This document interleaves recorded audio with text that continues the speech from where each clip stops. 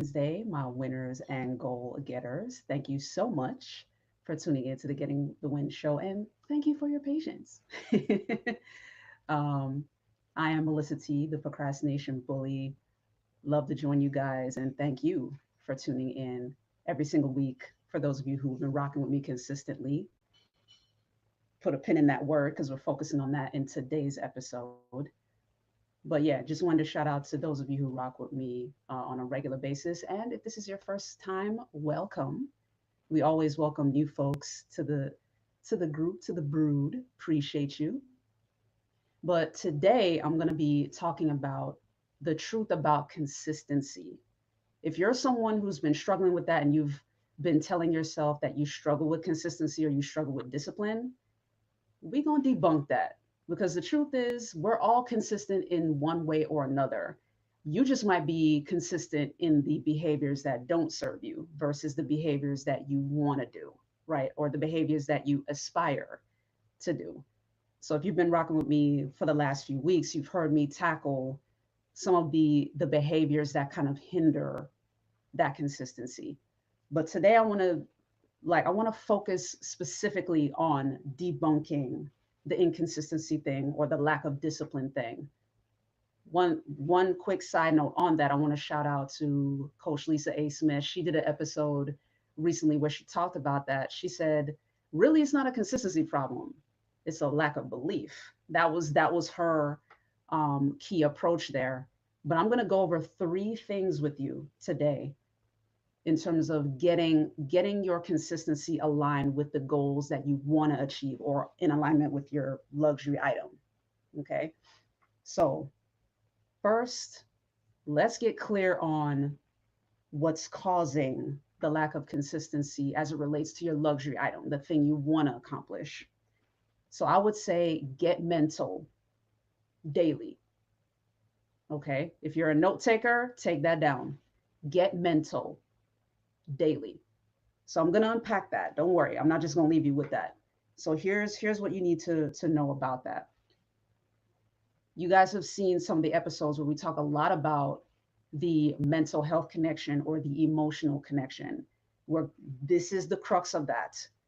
If you've ever thought about anything that you haven't been consistent with, how are you feeling as it relates to that?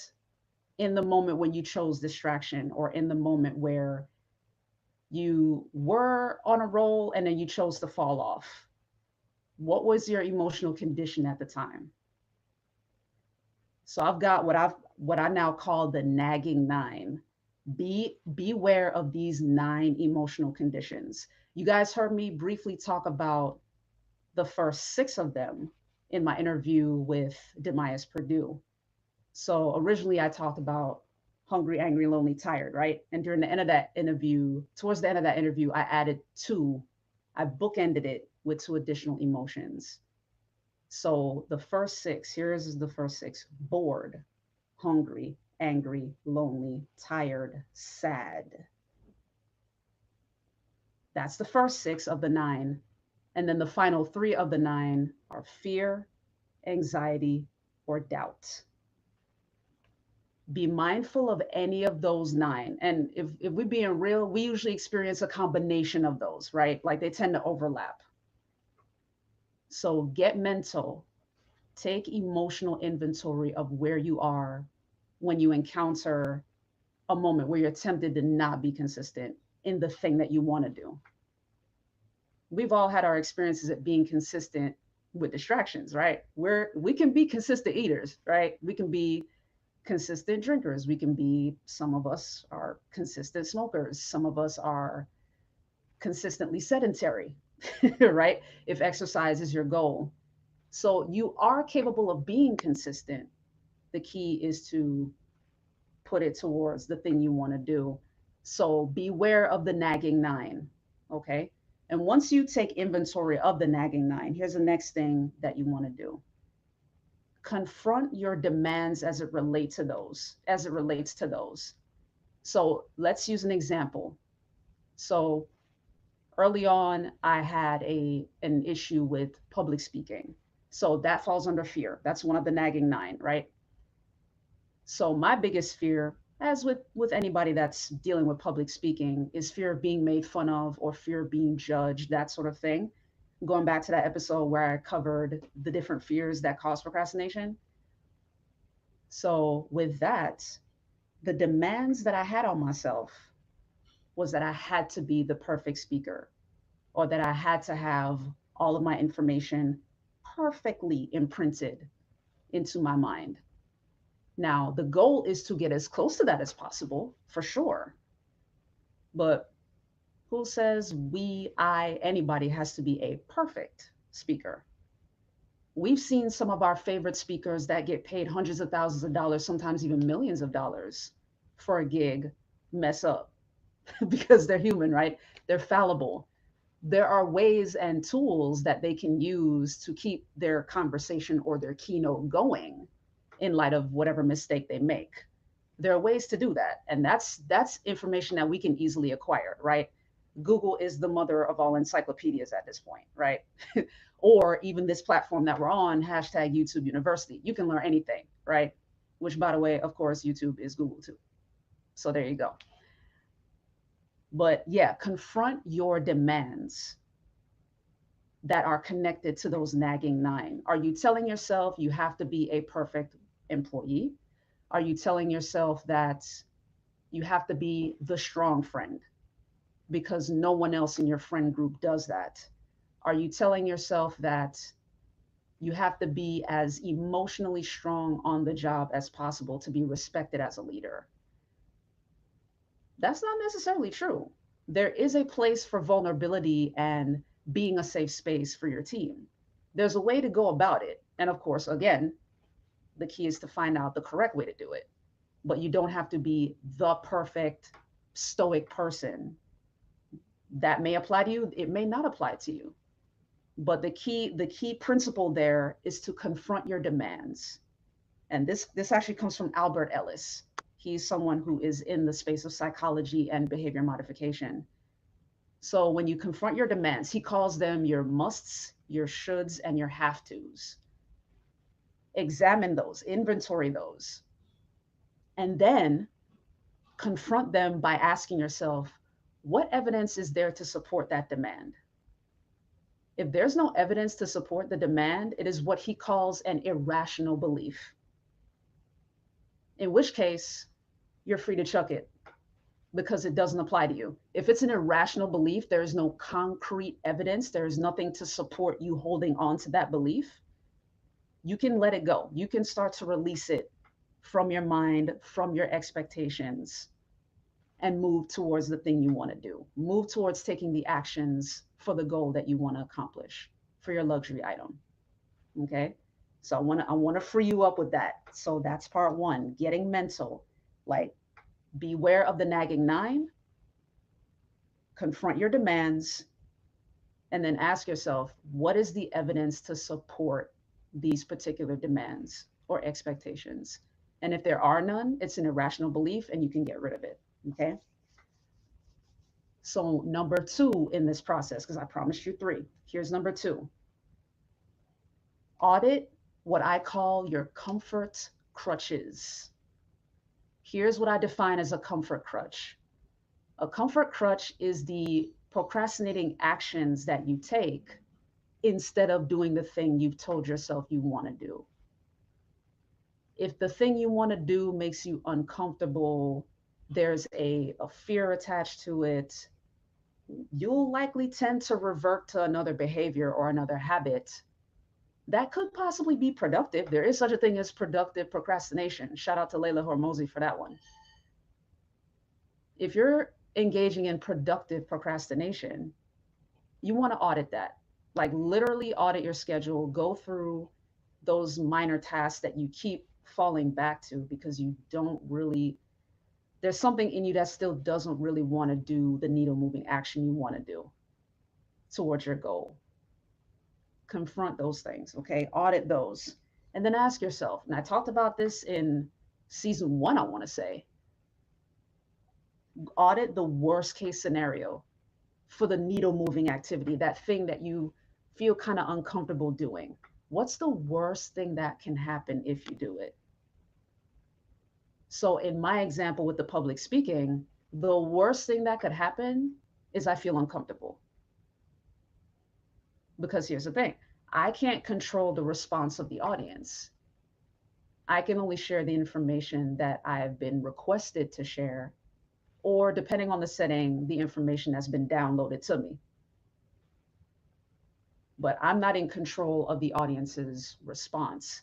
It is my responsibility to be mindful that my communication lands in your lap as optimally as possible in a way that you can understand and apply. That's my responsibility as a communicator.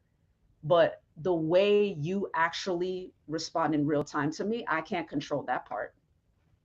Because what I'm saying to you could very well make sense to you, and you may be somebody similar to me who's mad chill, and you might be sitting in the audience just looking at me. There's not necessarily a way for me to know whether or not the information has resonated with you. And that's okay. We're all wired differently, right? So, yeah, like confront your comfort crutches, audit what those things are, those productive procrastination activities. And if there's a way for you to delegate them, delegate them. Whether that's you bartering with someone that can help you do it, or if you're in a position to hire somebody, by all means, hire them. But remove those from your schedule so you can dedicate more time to the things that matter, the needle moving activities that you really want to do. Okay. So I'm going to reiterate that one more again. Part one, get mental daily. Beware of the nagging nine. And then confront your demands. Confront your demands and ask yourself, is there evidence to support these demands? If not, it's an irrational belief. Get rid of it. Okay. Let it go and move towards the thing that you want to do. And then number two, audit your comfort crutches. Because here's the thing I want you to know. If you hang on to your comfort crutches, you will stay in the safe zone, which sure, we all value safety, but just remember our brain is wired for survival, not for success. I'm dropping 4 S's on you right now. So if you're a note taker, take note of all 4 S's. Our brain wires us for safety, not success. And that luxury item is in the direction of success, right? That is your picture of success. So here are the other 2 S's. Safe equals stunted. If you remain safe, you will remain stunted. Because as long as you're not doing things that are difficult, you're going to hinder yourself from growing. Remember what I mentioned about our brains. There's a specific part of our brain that grows when we do hard things or do uncomfortable things. But it only grows when we do that. Like it doesn't grow any other way. It's not stimulated any other way. Like you have to, it only grows and you only advance when you do difficult things. So that is what Layla Hormozi defines as productive failure. Now, that's when you try a thing, make some mistakes, you learn some things along the way. And as Tony Robbins likes to say, you change your approach. And then you try the thing again. And if it still doesn't work, you change your approach. And then you try the thing again. And you keep changing your approach until you find a way that works. But that's the part that's productive. That's the part that moves the needle. Because each time you try a thing and it doesn't work out, you learn what not to do. Thomas Edison said, I didn't come up with 1,000 ways to invent the light bulb. I realized 999 ways that it doesn't work. Right? So yeah, don't be afraid to fail. Because again, that's one of the nagging nine. That's actually 2 of them, fear and anxiety. Or 3, fear, anxiety, and doubt. Okay. And the way to tackle those is to simply do the thing. If the worst thing that can happen, remember that worst case scenario, if the worst thing that happens is you feel uncomfortable and the discomfort is the thing you're avoiding, do the thing. Do the thing. Okay. Because the more often you do it, the discomfort dissipates anyway. Remember the last episode, I talked about facing fear and how eventually your fear goes away. I talked about my fear of dogs, micro exposure, right? My micro exposure to friends that have dogs. I eventually got over my fear of them. So, micro expose yourself to those needle moving activities. If you're terrified to fail, that is okay. Don't look at it as failure, look at it as learning, because that's literally what it is. That's literally what it is. A fail is a try that didn't work. And that's all right. Remind yourself of that. A fail is a try that didn't work. And that's okay. You change your approach until you find what works. Once you find what works, ride it till the wheels fall off. That's when the consistency will come in. And here's the thing, when you approach it from a growth mindset like that, seeing it as learning instead of failure, then you start to look forward to it because now you're learning. You're not stumbling, you're not fumbling, you're not breaking stuff. You're learning.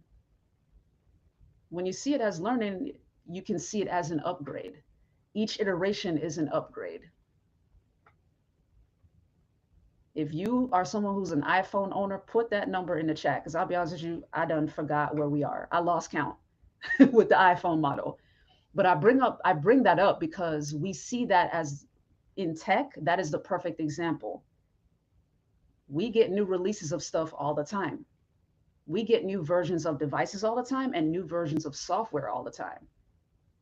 Keep it real if you're tired of software update notifications on your phone or your laptop or your tablet, but they're necessary, right? They're annoying, but they're necessary because the last thing you want is to have antiquated software that then breaks and doesn't work. And then you can't do what you need to do, right? The same thing is true in your life. The same thing is true about your luxury item. Keep iterating. Each learning iteration is an upgrade for both you and the luxury item because there's a version of it that could be done with who you are now versus the version of it that you'll get to see after you've done the many tries, after you've learned all the learning, right? After you've learned all the material you need to know about it. And even then, after you have your luxury item and it's fully realized, you'll continue to learn and you might find a way to refine it and make it even better than the initial finished product. And that's great. You always want to keep upgrading. You always want to keep learning. Okay. Shout out to my folks in the chat. Thank you, Rosalie. She said, this is so true. Thanks to Lamazli, said words of wisdom. Appreciate you. But yeah, safe equals stunted. Remember that. The brain is wired for survival and safety, not success. Safe equals stunted. You don't want to stay stuck. Because here's the thing, we are time-bound creatures. So if we stay still in any one state, time is still progressing forward. So the moment you stay stuck, you end up behind by default. You don't want to do that. We're procrastination bullies up in here. You know what I'm saying? We are goal getters. Going backwards is not an option. Or as ET says, reverse. We ain't going to reverse, right? That's not an option. Safe equals stunted. Opt for learning. Opt for learning. And then the last thing, you guys heard me talk about this in the last episode as well, reward needle movement. Okay, you guys heard me talk about rewards the last go round, the micro rewards. That's going to be very important because you have to reinforce each iteration so that you can keep doing it. Encouragement sweetens labor, right? Whether we're talking about staff or we're talking about you yourself. And for this episode, I'm focusing on you yourself. Now, here's a cheat code with the rewards. Habit stack. If there's something that you are working towards, that luxury item, if there's a way for you to habit stack, like put another goal of yours that you want as a reward, that's even better. That's even better. So, for instance, if I'm working on a book and I have a certain goal of a certain number of pages to get to in a given day, and I achieve that goal, I achieve that milestone, then I can reward myself with a certain personal development kind of video because I'm big on that. Like, I'm big into personal development, but specifically something that I need to work on, something I need to improve upon. Then yeah, I'm going to pick the topic that I want to work on in myself, which present day is leadership. That's the part of me that I'm sharpening now. That's the iron that I'm sharpening now. I've been a solopreneur for quite a while, and my business is growing to the point where I'm going to need a team. So while I'm working in the business, the pages, right, the certain number of pages I want to work on in a given day, my then reward is to work on the business, aka treating myself with a leadership related personal development video. Habit stacking. So set up a reward system so you move the needle.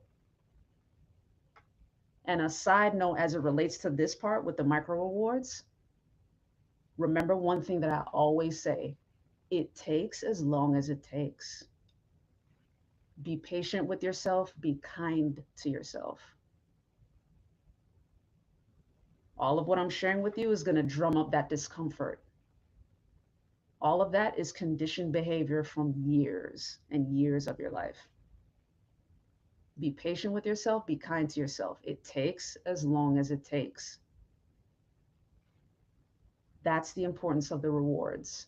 Because if you don't receive feedback for the positive action you're doing, you're going to see it as pointless. If you see it as pointless, you're not going to value it. If you don't value it, you're going to stop. Okay? It takes as long as it takes. And remember, I keep referencing Coach Ben Bakayoko.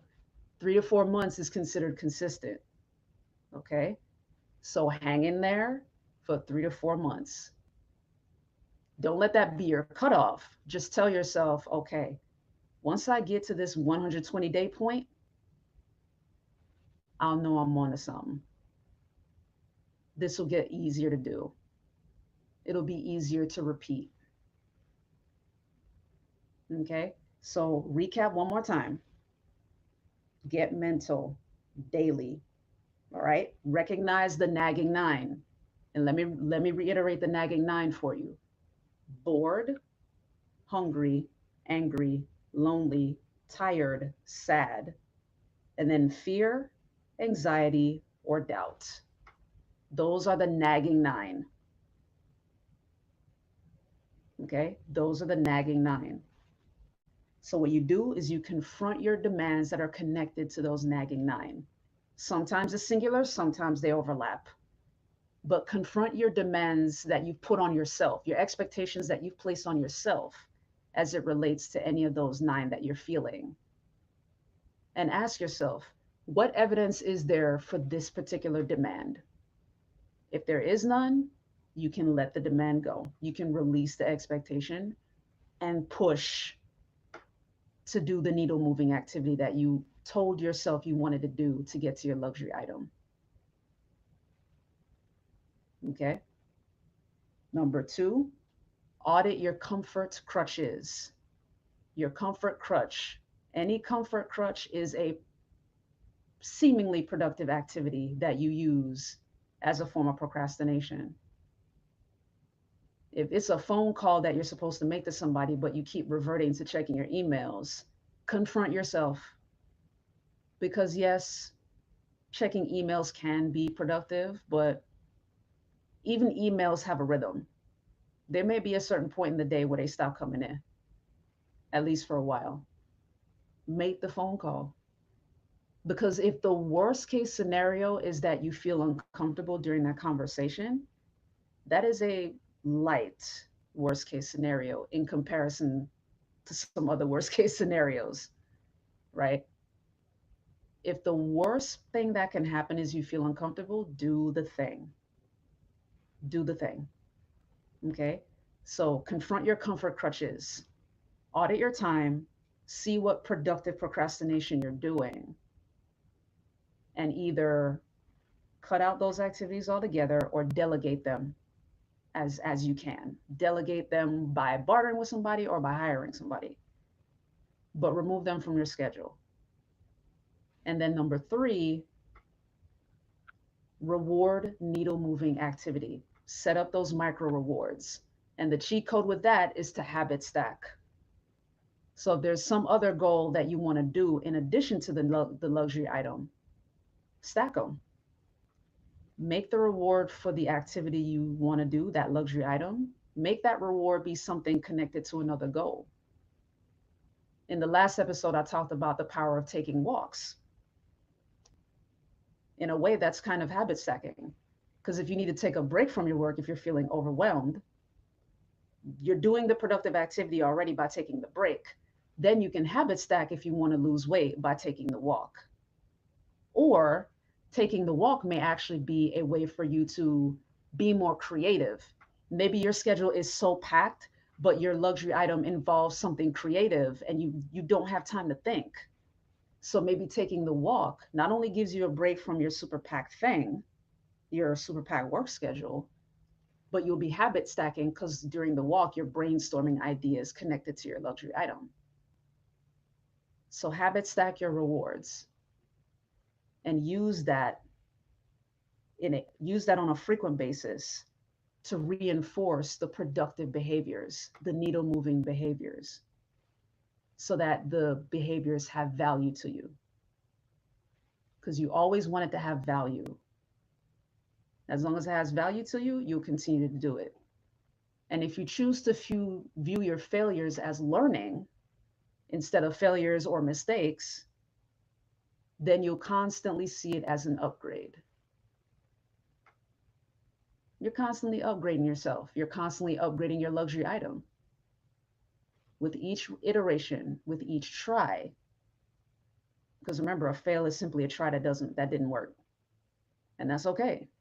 That's an upgrade. You just learned something. You just learned what didn't work. That you change your approach.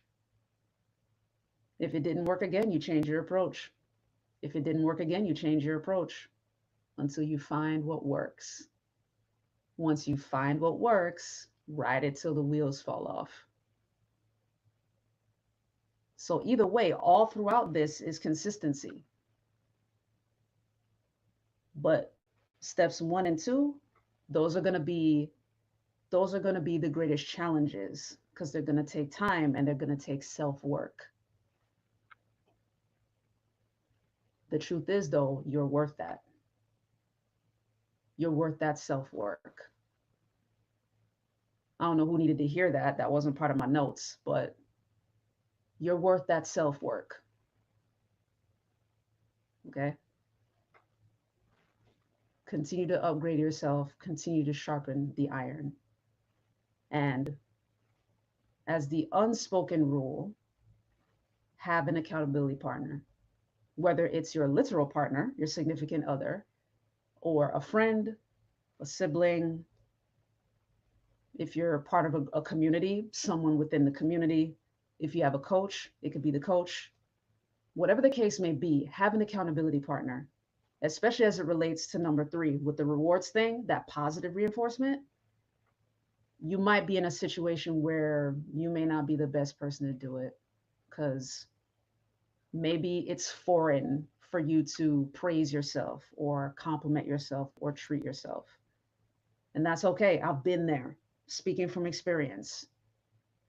It took me 7 years of mentality shifting to reach the point where I'm good with me. You know what I mean? It took 7 years of that. And it could have taken less time, but I was super, super, super, super, super busy. Remember, I was in the news media for 9 years. For them 9 years, I was like fully overwhelmed. Fully overwhelmed. However, as you can see now, I'm speaking to you clearly and cogently. And the confidence is there. Was I afraid of making mistakes on this particular live stream? No, because I see this as an iteration. And with each iteration, I learn new things. And of course, as you know, as a procrastination bully, my purpose here is to share my learnings with you. I learn out loud and pass it on to you. That way you learn with me and save time. Okay. If I make a mistake, I'm gonna let you know. Be like, avoid that. Don't do that. I tried it. It was a mistake. Like that was a learning experience. I'm sharing it with you. Don't do that. Like this is one thing you don't have to learn for yourself, right? But I hope you found this information helpful. It is not a situation where you're not consistent. You don't have a consistency problem. You're great at being consistent in one direction or the other. You're great at that because we as human beings are creatures of habit.